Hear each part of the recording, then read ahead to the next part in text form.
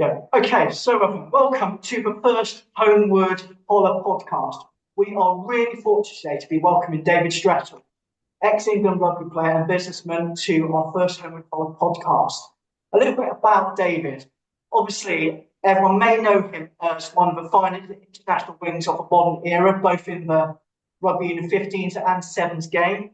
What you may not know about him is some of his nicknames called his bio. So far, the ones which we could say found his little Strex, because apparently he wasn't always the tallest. We also had him as Ducks in reference to his start with famous 15s player David Duckham, and also the Milkman, because apparently no matter the weather, no matter the circumstances, he always delivers. I'm very happy to welcome Rosie and Felix, who are going to do the interview today. I'm going to hand over to them, and Rosie's going to do the first question. Hi, David. It's really nice to meet you. Thank you for agreeing to be on our podcast. My pleasure. I'm really excited to get into the questions. But first, could you introduce yourself a bit? Tell us, who you are, what you do. As Mr. Port said, I'm David Strettle. I'm former England international winger.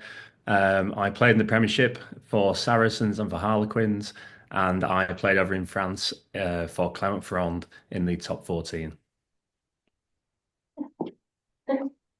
Can you tell us about the first really positive memory from when you were young, or one from your childhood that had stuck with you, and perhaps why it meant so much to you? The earliest memory I can really have of being really, really happy with regards to sport was Sports Day. I was at Thirlwall Infant School, and I think it was probably the egg and spoon race, to be honest with you. Winning the egg and spoon race when I was probably about 5 years old. For me, that's probably the earliest happy memory I've got. For anyone, including you, I'm assuming, it's fair to say that there will have been times where things may have not gone to plan. So getting rejected from the program or not performing well in an important match. Would you mind telling us about an example that you've experienced with this, how it made you feel, and how you overcame?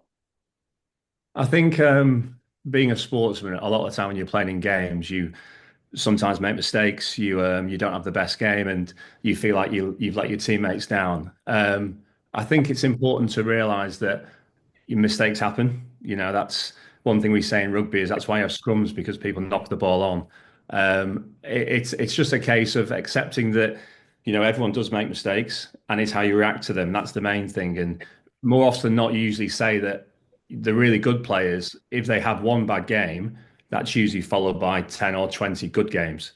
So it's kind of being self-critical in a way, but also not letting it stop you then progress and keep, developing as a player, I'd say. Yeah. Who in your life makes you laugh, and why?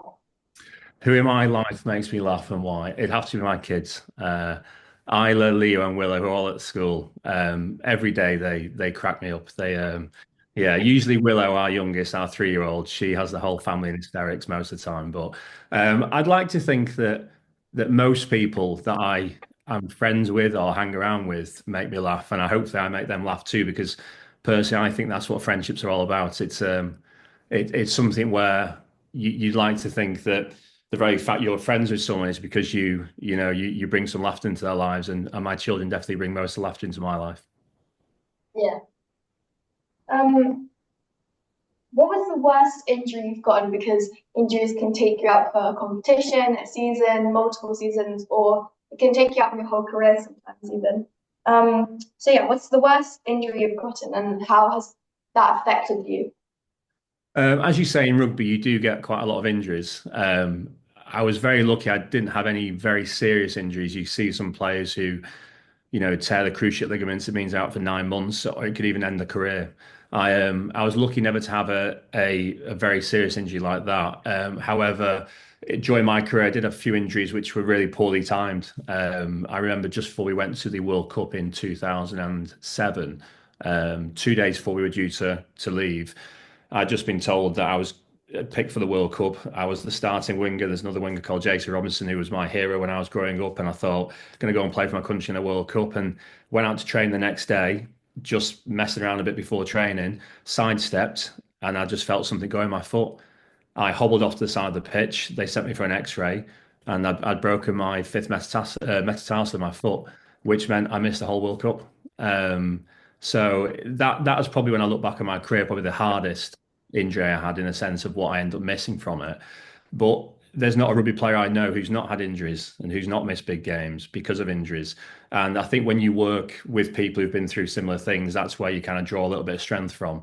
And because of physios, that's their job. They're used to working with injured players. They understand the mental side of things as well, and they don't just help you get back on the pitch in a sense of your physical. They mentally as well. They help you. Yeah, I completely agree with that answer. I mean, the timing before the World Cup was just like so awful. Well, my parents, I just rang my parents the night before. I was 22, I think I was, and they'd booked their flights, they'd booked their hotels around all the different stadiums we're going to play at. And honestly, yeah, it was. I still look back now and I think that's probably the toughest period I had in my career. We're trying to learn to identify when our mental health is or well-being is starting to decline. Are there any clues you see or feel that tell you this is starting to happen for you? I think when you're playing, it's you find that, as I said before, you don't necessarily physically recover as quick, but also mentally, you get yourself into, after one game, into another game, into another game. And I think what the top level clubs and coaches try to do is keep everything fresh, they say. So you're not going to the same meeting room. Sometimes they might have a meeting somewhere else, or they might move your training to somewhere else. And I always find that if you heard the term stuck in a rut, if you feel like you're just doing the same thing day after day after day, that's when I think you need to change things up and not getting too much of a routine. I think constantly being, I'd say, out your comfort zone as well is very good for you. Yeah. So diet. This is personally my favorite question, and so whenever I meet professional athletes, this is the one I always ask them first. Um, I think that your diet before a game starts at least 24 hours before. So I would just like to ask, any tips or tricks on healthy eating, fueling our bodies, what you have for dinner the night before a big game, breakfast, snacks and stuff, because I've seen athletes, they take gels in between like their quarters or halves, or like have a banana or have a bit of fruit. But yeah, I'm just wondering what's that kind of for you? I think as you'll see on the rugby pitch, there's a lot of big guys, and for me, the hardest thing for being a sportsman, nutrition wise, was eating so much. Some people might think that's brilliant, but it was you having 5, 6 big meals a day sometimes when you're in pre-season training. That was very hard. But then you get into the season and you're trying to maintain your weight. The most important thing that we were always encouraged to do is have a lot of protein with every meal. If you, like you say, leading up to a game, the day before, you might increase your carbohydrates. But a lot of people I notice, when they're trying to train for sport, they don't actually eat enough protein. A lot of people might have cereal in the morning. There's not really any protein there. People might have a sandwich. There might not be any protein on that sandwich, for lunch. So I'd say the one thing I noticed when I played professional was every meal you had either chicken or steak or eggs. With every meal, like I said, there was definitely a large part of protein. Yes. We talk a lot about friendships being important to maintaining positive mental health. What do you enjoy doing with your friends, and how does it make you feel? Laughing, like you said before, that's the most important thing. You have friendships to make you happy, and you're never happier than when you're laughing. So I always find that when I ring my friends up, or we hang out or things like that, we're always laughing at each other. It's that was the nice thing about being a rugby player. Even though I'd left school, I then went and worked in a career where I was with 20 or 30 people my age. You had your coach who was kind of like a teacher. So it kind of felt like you were still at school. And most of the times when we reminisce about years gone by, it's not necessarily talking about rugby games. It's talk about the fun we had in the change room, or when we were on tour somewhere. So yeah, I definitely think for me, it's the laughter side of things. That's what you want from your friends. Yes. I just have a quick follow-up question for that. How many people of that kind of close-knit squad are you still friends with now and still hang out with and laugh with, I guess? Yeah, well, when you get older and you have children, that becomes the main focus of your life. And what you then tend to do is you'll try and hang around with people who've got kids similar age as yours. And some of my mates who I played rugby with, will catch up with them with the kids. But we're still members of WhatsApp groups and stuff, and you still keep in touch like that. There's a Saracen ski trip every year. There's reunions at the games. Harlequin Saracens have reunion lunches. So that's it. That's an important thing because, like I said, having been so close to say 20 or 30 teammates when you're playing to then retire, you don't have that anymore. So it's very important to keep those friendships and get on the phone to those guys as often as possible. Yeah, lifelong friends. Indeed. Yeah.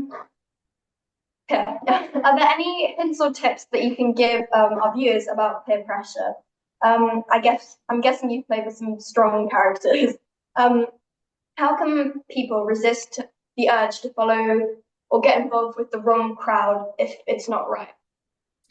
I think it's tough, obviously, when you're at school and everyone feels peer pressure at times. But the only thing I'd say is if they're your true friends, they wouldn't ask you or want you to do something you weren't happy to do.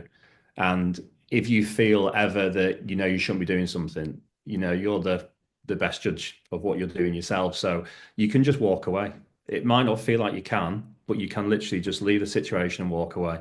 And as I said, if they're the kind of people who are asking you to do things you don't want to do, they're probably not the friends you want to be with anyway.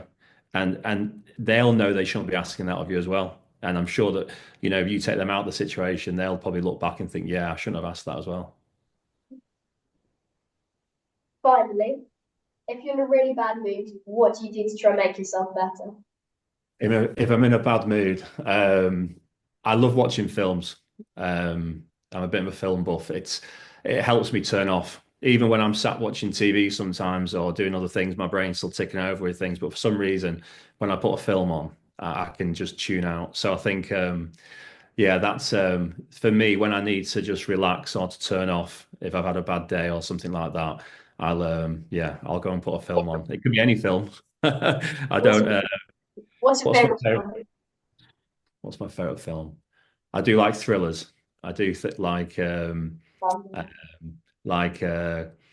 I'm trying to think what would be up there with my favorites. Actually, Gladiator. I watched Gladiator 2 the other day, but yeah, the first Gladiator, Braveheart, they're two of my favorite films. Not thrillers, but yeah, I think something like that where you can kind of get lost in the story. I think that's good. Yeah, it's a good distraction after a bad day. Yeah, no, definitely. Brilliant. So we are hugely grateful, David, for your help with this. I think that one of the things you've established, especially with the generation that Rosie and Phoenix are in, is that they really do look up to role models. They feel the people who have been there, done that, been successful, but are, I suppose, in the same way, eternally grounded and can pass on that feedback is really useful. So thank you for your help today. And all the people who look very much forward to listening to us as well. So thank you. Thank you very much, guys. Thank you. I thought the questions were brilliant.